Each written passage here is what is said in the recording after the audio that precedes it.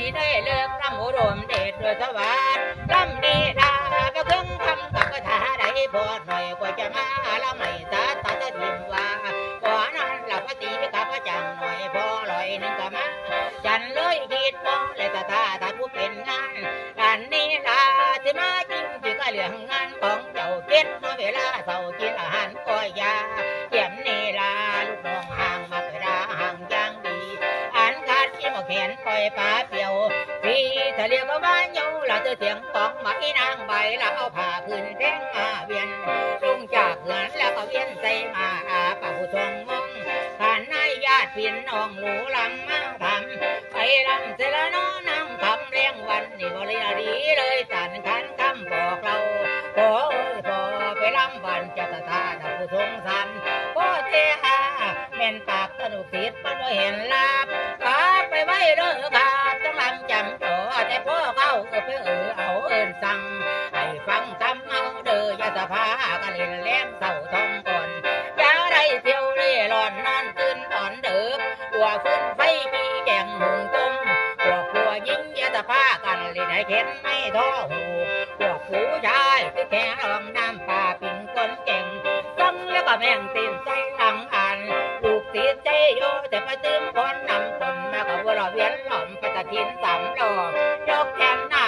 เป็นลายอย่าไปแงนหน้าคงบ่เพื่อเกิดขาดเนามาก็เล่นแหมซ้ำมาก็เล่นแหมซ้ำมองไปทางหน้าแดงโคนแล้วก็หน้าเจ้าหน้าการตา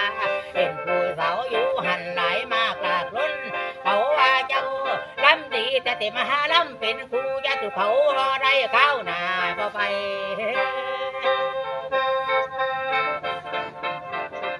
เอานี่ไม่ล้ำผ้าเกี่ยวเรียกว่านี่เดินดงจำต้องโม่แค่นนะวันนี้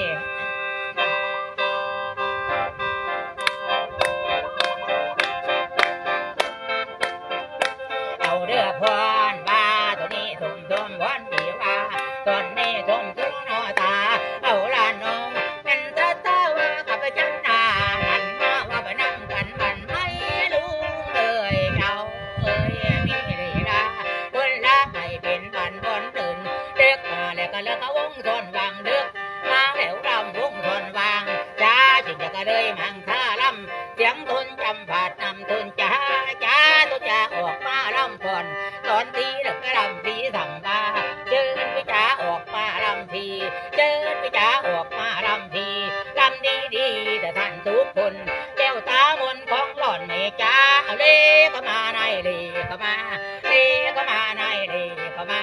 ถูกจ้างจ้าจ้าจ้ามาลำตากำกับไปร้องน้ำบางได้มาลำให้กินใจบวกโอบนนวลเจ้าจุกเชิญยิ้มใส่กันไปเราไปอย่าไรแรงดี